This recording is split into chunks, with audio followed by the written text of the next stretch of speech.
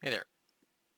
I recently was trying to do collision physics for hair, and I could not figure anything out, and I could not find any tutorials. I finally found one, but it had no audio, and it was 4 minutes, and some of the settings were off screen, and it was pretty bad. So, I've decided I'm going to make my own quick tutorial on how to add collision to your cloth, or more specifically, I'm going to be doing this for hair and rope and things like that. So, to get started, we want to have a rope object. So I'm going to add a cylinder, and I'm just going to stretch it down to the middle, like that. I'm going to subdivide this pretty high.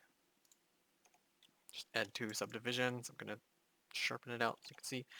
Alright, so we've got this pretty high detailed cylinder now. So we'll pretend this is our rope. Now, what we're going to do is we're going to add an armature. This armature is going to help us drive the physics. I'm going to bring it up to the top of the cylinder, and then I'm going to add another bone, and this bone at the top here is going to be our stationary bone. Now this bone that runs the length of the rope object, I'm going to subdivide this 3 times. Yeah, so now I have 4. I'm going to select each of them, and I'm going to type in switch direction and apply that. Move that up. Now I've got these bones set up. So this is our object. So let's just say you've made a rope, you've made hair, something like that, and you want to apparent it to the skeleton so that when the skeleton moves, it deforms. That makes sense. But what if you want this to be run by cloth physics, and you want it to deform based on that, and you also want it to collide with things? You have to get a little bit more fancy with that because just slapping a collision thing on this doesn't seem to work. So that is where this next technique comes in handy. So we have this really high detailed cylinder here. This is going to be your actual rope object. What you need to add here is another object that's going to be less detailed because you're not actually going to see it. So I'm going to make this one a quarter of the detail. It's got 8 points on this cylinder. I'm going to give it the same dimensions, so it's going to go the length of the object. It is the rope, after all. This object is going to act as our collision. So we have this really fancy object, but this little one's going to act as our collision. The next step here, we're going to hide, going to hide both of these temporarily, and we're going to work with a skeleton. So in each of these joints, we want an empty to be added here. So you have to go into edit mode on the skeleton, Shift S cursor to selected, go back into object mode, and we're going to add a plane axis empty. You can also turn on snapping and copy that and snap it to the next intersection of bones, like that. And on second thought, we do not need this top one. So we have 1 through 4 empties here, descending. We need that first. So next, we want this low detail collision mesh, and we're going to select these empties one by one. And actually first, you want to go into edit mode on the collision mesh. And where each of these empties are, you want a loop cut. So I'm Control R. I just added a loop cut there because it's actually perfect where it's automatically generating them. So I've added a loop cut around each empty. You can see how that lines up. Now that we have that, I'm going to select the empty, select the object, go into edit mode, and I'm going to select 3 verts. kind of in that triangle. Specifically 3. Let's see if I select more. Control P, make vertex parent. Tells me I need 1 or 3 to parent it to. So I'm selecting 3, and I'm trying to get the empty to be in the middle, because the empty is going to follow the movement of these 3 verts. And we have to do this with each empty. So selecting my 3 verts, parenting them to the vertices, selecting the empty, select 3 verts, parent them, and then the last one, empty, verts, and parent. So now, those empties are going to follow the movement of these verts. So if I move this object, the empties move with it. You might be able to see where we're going here. The next step, we're going to hide the cylinder again, is to go into pose mode on these bones. So when you highlight them, they're in blue, so you know you're in pose mode. And we're going to add a little constraint to the bones. That is the inverse kinematics constraint, or IK. IK, don't ask me what it means, but it essentially means we can give the bone something to look at. So this is an arrow pointing down currently. We can tell it to point at something else. So I'm going to tell it, by clicking on this dropper here and selecting the empty, I'm going to tell it, point at this empty. So now when the empty moves, the bone is going to move to point at it. Now I'm going to do the same thing for each bone. You can actually select multiple bones, and you can copy their constraints. Let me see how I did that. Constraints, copy constraints to selected bones. There. So they all have the IK on it now, but I'm going to change their empties to 2, 3, and 4. Because 4 is down here, 3 is there, 2 is there, 1 is there. We want the bone pointing at the empty under it. So 1 is pointing at, or the top bone is pointing at 1 here at the top. So now, for each of these IKs, I forgot we need to add the chain length to 1. Again, don't ask me exactly why that works. That's just a necessity. So now you can see if the empties move, these bones also move to median point. You can see they all move. So now how do we get these working in tandem with the other objects? So this cylinder, we need to select the top verts, go to vertex groups. I'm going to add a vertex group and hit assign with only these top selected.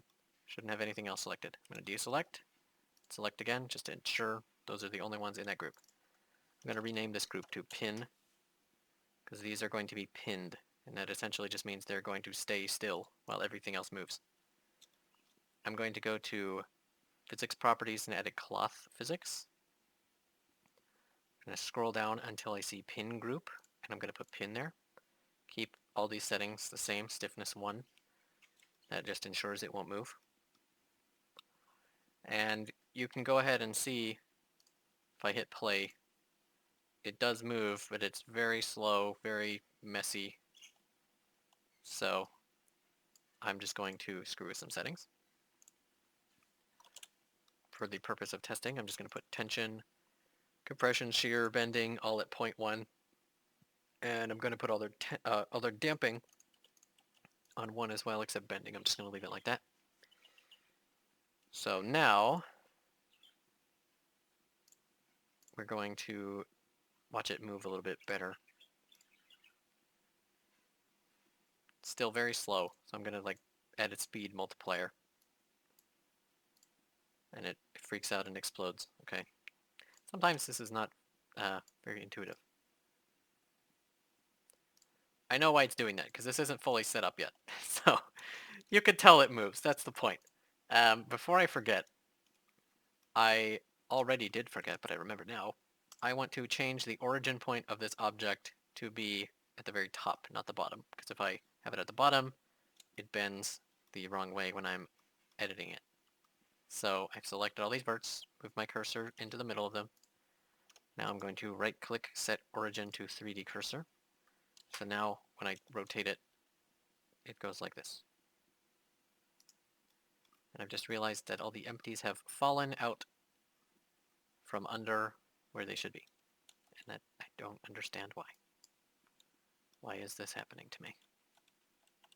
I'm just going to Control Z everything and pretend that that never happened. Okay. Gonna set the origin.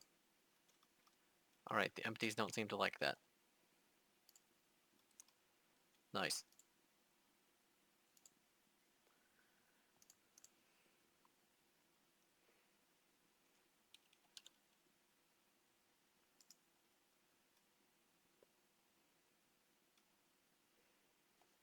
Well, we're gonna do a little workaround then. Since the empties don't like me changing the origin point, I'm just going to go into edit mode and move it to where the origin's at the top. And then I'm going to turn on vertex snapping here and just snap it up here. Now the origin point's up at the top. You can see if I move the collision object, the bones move with it because they're looking at the empties and the empties are moving with the collision object. Isn't that very simple? Alright. So now that we have this going for us, I am going to add a cube. And this cube I'm going to make a little bit bigger. And I'm just going to click collision. Now this object is going to be a thing that this collision cylinder can collide with. So it's freaking out, don't mind that. But look, I can collide with it. It's colliding with this cube because I put collision on it. You have to do that for every object you want collision on, unfortunately. So we have this weird freaking out pineapple, and it's very scared. But it collides, kinda, with this cube. And you can mess with the settings here to make it less likely to clip. Let me see if I can figure out the scared pineapple glitch.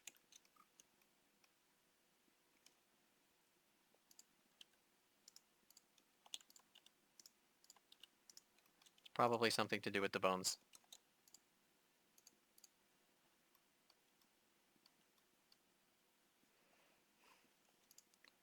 Or it's the cloth constraints having issues. The cloth physics having issues. I think there was something strange if I put compression and bending on 0.1.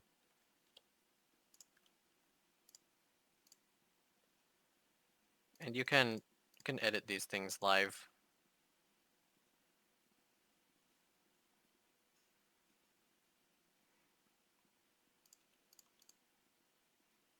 Okay, apparently the speed multiplier was the problem.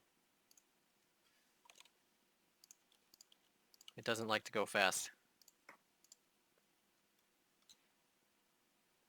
Alright. Speed multiplier was the problem. Okay, so leave the speed multiplier alone, apparently. And of course you can play with all these other settings.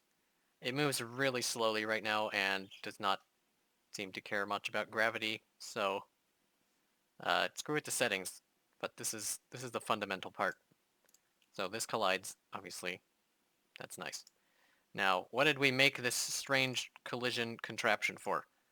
Well, we remember the high-res cylinder that I had at the very beginning. We had this bad boy cylinder. So if I hide the collision cylinder, then you can see it is deforming along the bones because the collision cylinder is there. This doesn't have cloth on it. This doesn't have cloth. It's purely because we have this object hiding beneath everything. So you want to hide this object in renders. You can set that as an option up here. So you would hide that in a render, which means you would not see this in your movie or image or whatever little animation you're making. It would not show up, but it would still be there acting and colliding with other things. So that's how you have some pretty cheap collision for expensive objects. Obviously, you're going to be making characters or ropes with this, and you're going to do the weight painting a lot nicer than I did. I just automatically generated it. So the deformation is going to look better. You're going to screw with the cloth settings on the collision object, and then the things that they're colliding with are going to be a lot more high detail. But this is the fundamental, how do you add collision to a rope or a long lock of hair or something like that pretty quickly and with pretty good result, actually.